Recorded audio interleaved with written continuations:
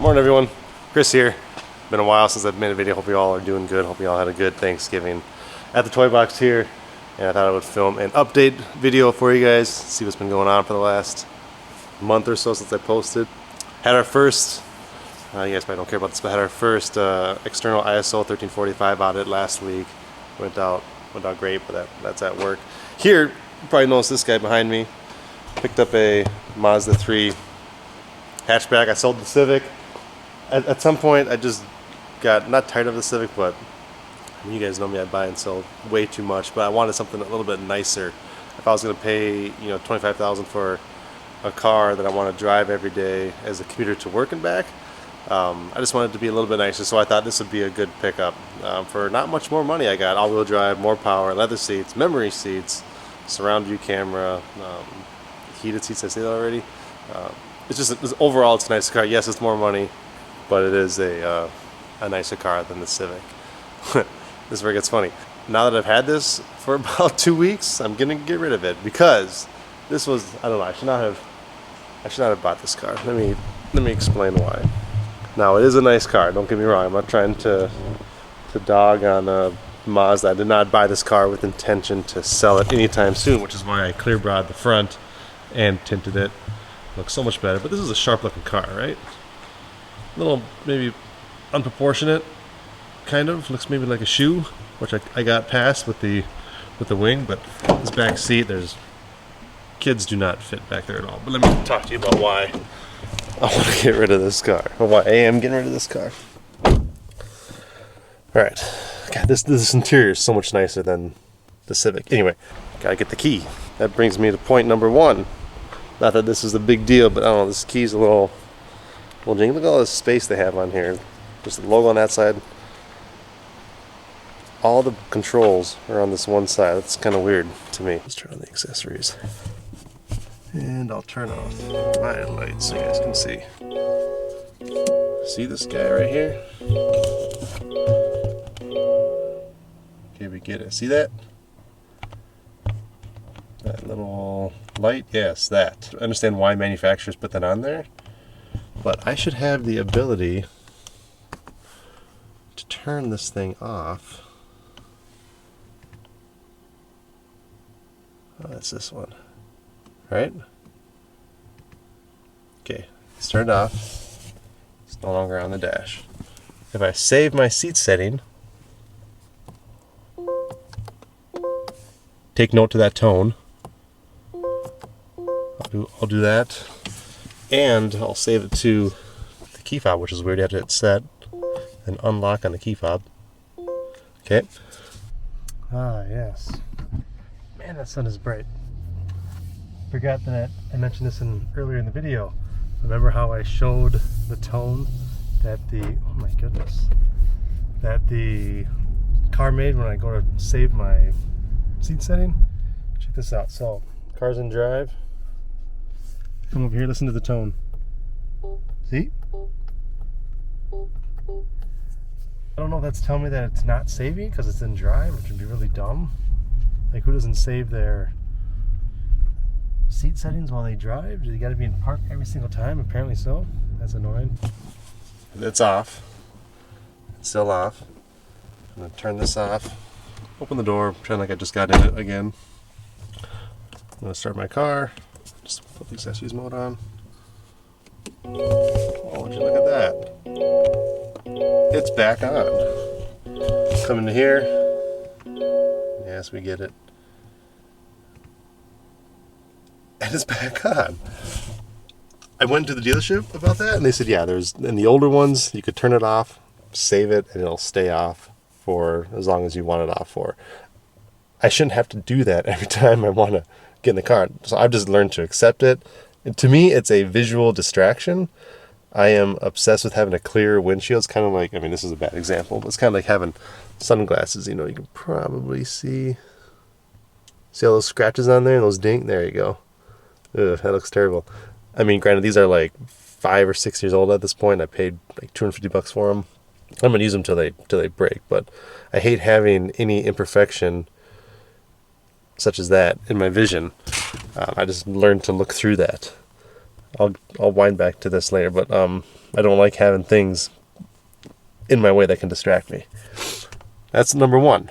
Number two, let's go back into here. Let's say I'm listening to country music or something, and I want to change the station. Okay, you hit this, and hit down on here, brings up all your options, station list. It's gonna show me at the very top of the FM station at the lowest number, meaning like this is 102.1, right? It's a local country station. I go into here, I go into station list. It's gonna bring me all the way to the top. So let's say I'm in the mood. I wanted to listen to some Christmas music. Oh yeah, look at that. It doesn't even show me all of the stations around here. It's like 101.3. That's another local one. It's not showing me that. What I'm trying to get at here is here. I'll just change to. See, it's just so buggy. Let me go to the bottom one. Say, okay, I'm done with that station. See if it shows me more. It does not. Let's try resetting it. I'm not trying to make this video all about complaining about the Mazda. Okay, yeah. Go in here, station list.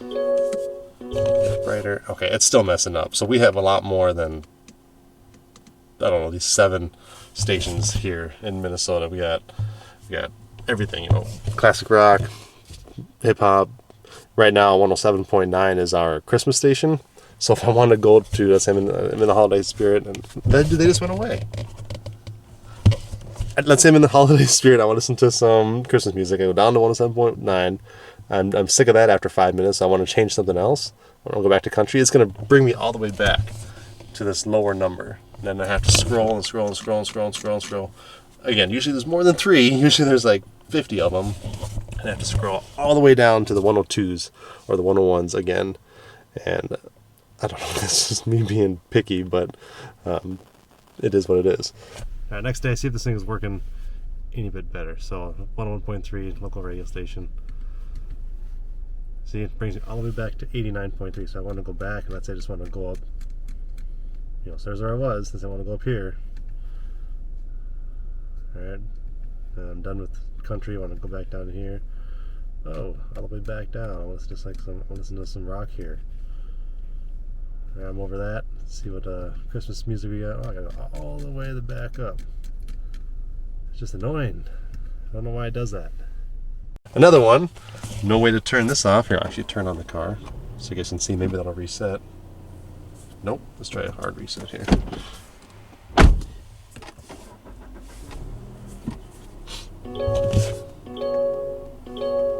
Station list. Alright, it's messed up. This is what I get all the time with this car. Turn those off. Look at this. So, I've seen Mercedes cars do this, but not these cheaper cars. The parking brake automatically gets put on. Put this thing in drive, parking brake stays on. You have to put some pressure on the gas.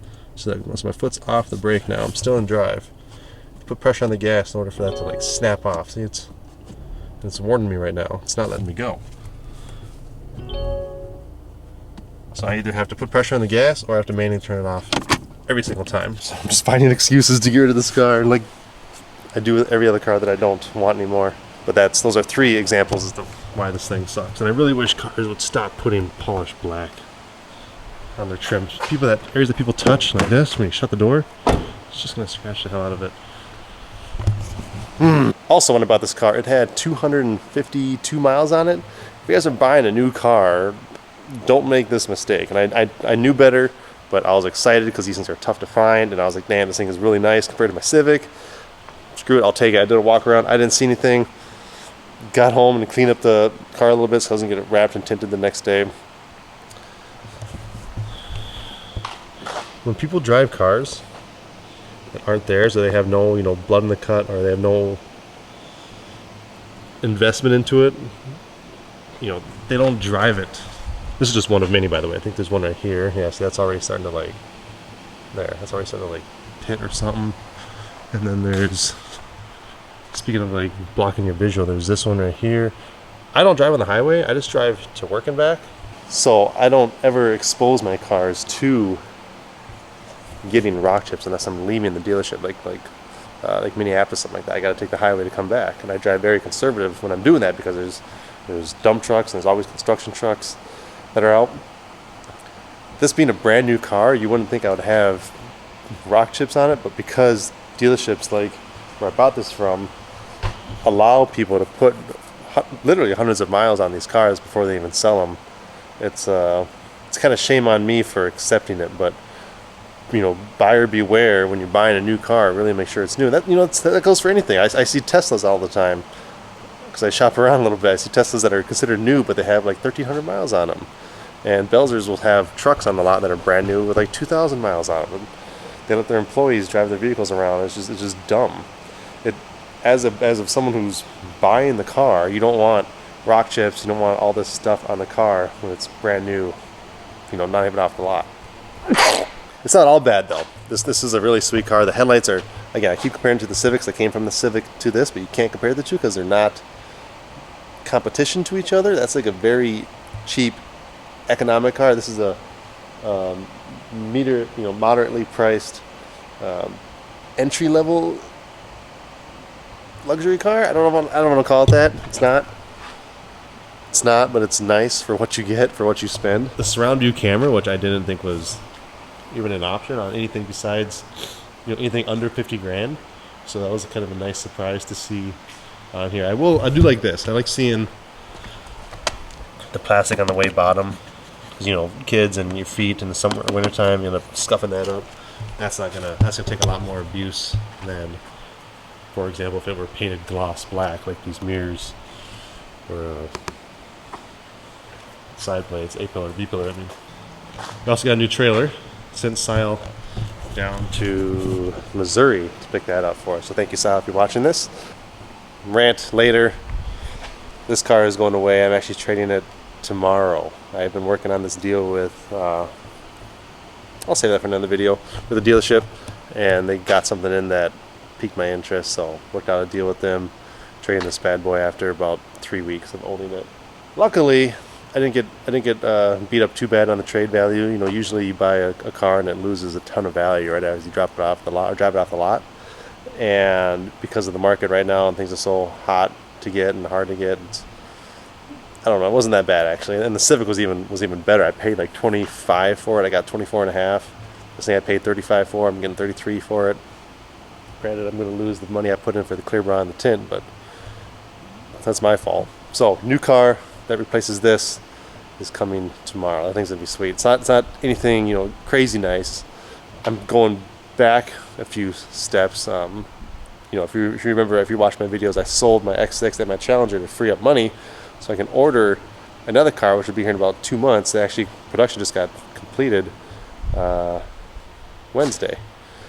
Friday, a couple days ago, and so that freed up car payments for me. But that car's going to come in here sooner than what we expected.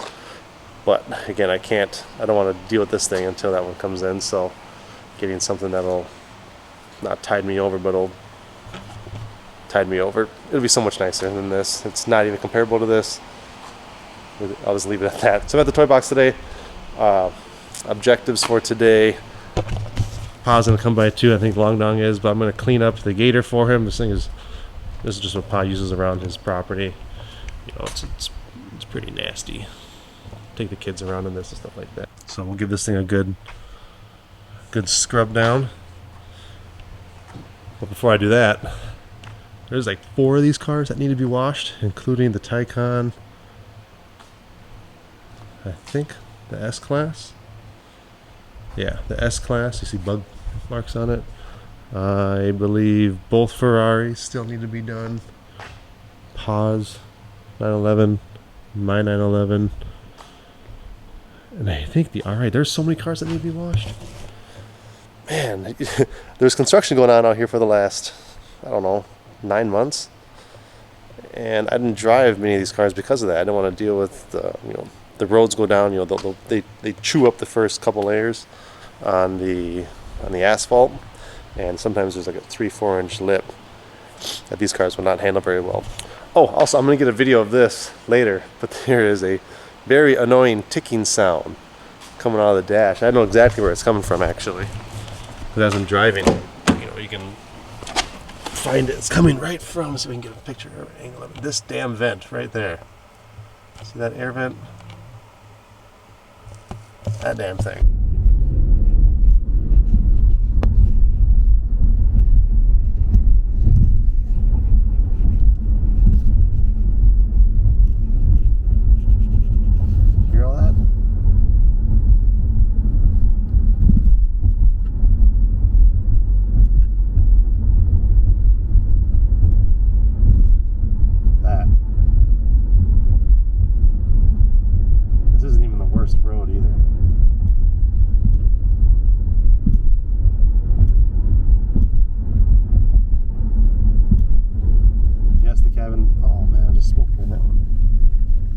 Yes, the cabin's quieter than the Honda. Every time I hit a bump, a tar line, there's a crack in the road, I hit a pothole, obviously, but like a manhole, or I take a turn. Anytime I hit something that's not a smooth surface, like this floor, it goes. It's so annoying. It just makes this ticking sound. And if you followed my channel for a while, remember the Trackhawk? Sold that guy because it creaked in the sunroof. I hate sunroofs because of that. But there's this damn ticking sound coming right from this dash. I'll try to get a video of it. Maybe tomorrow. I keep forgetting to. But every time I go to the post office and back, or working back, it's almost every time I hit an imperfection in the road.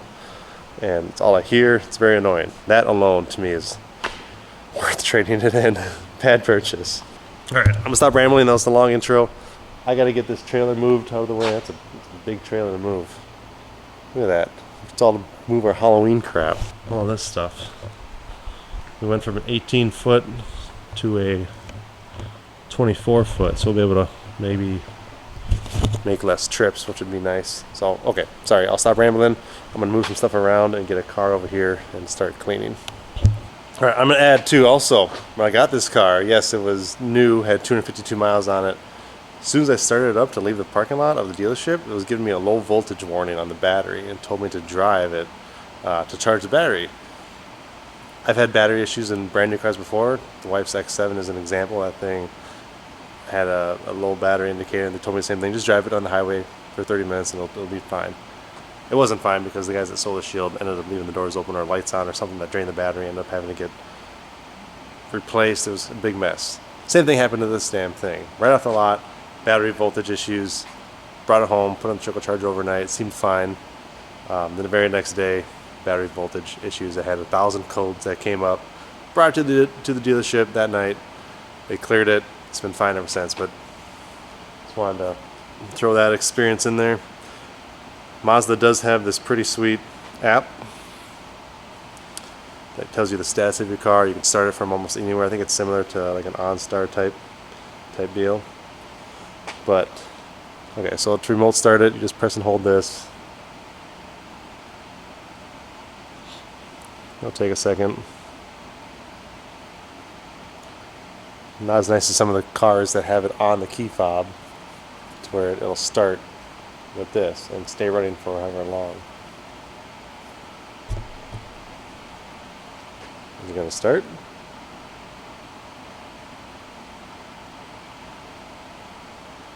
Let's try it again. Oh. Alright. It gave me a warning. I don't know if you saw that, but that's how long it took to start. Now, take note to what happens as soon as I open up the door.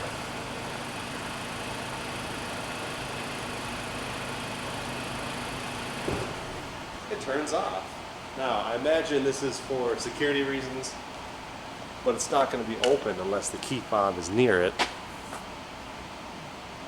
That's annoying, so I have to restart it after the remote start. I don't know. Dang, I wish I was recording that. This has happened 3 times to me in this car. When I was backing up, I'm a good 15 feet away from that corner of that trailer. It sensed it, I'm guessing, and it just slammed on the brakes. I'm surprised there's no rubber on the ground, to be honest. It's done that to me a few times. I'll be coming up to something and it'll detect it and it'll just slam on the brakes, or in this case I was backing up. Again, safety feature, but it's very dumb. I'm pretty sure my steering wheel is starting to rub. Can I turn it? Ah.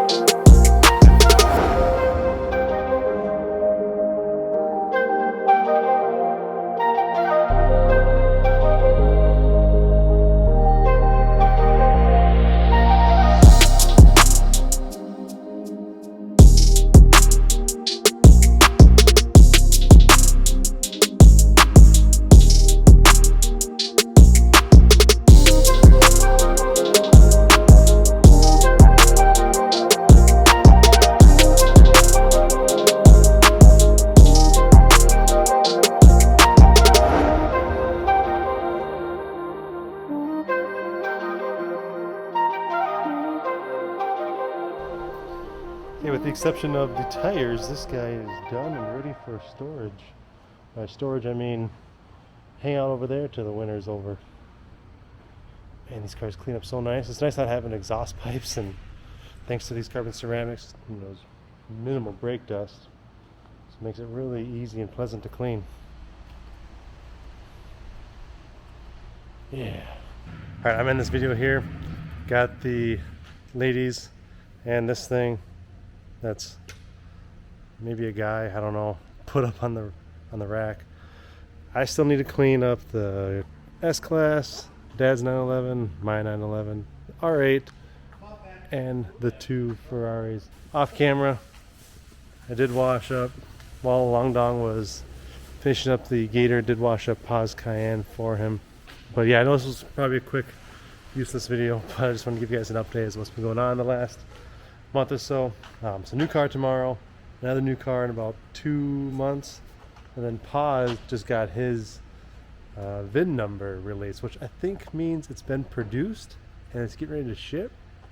I'm not sure, you Corvette guys would know more than I, but ordered a CA Corvette.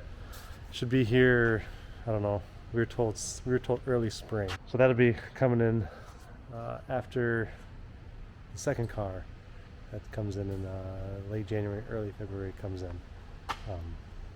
So yeah, I'll end this here. As always, I appreciate you guys watching. Stay tuned for more videos. Thanks.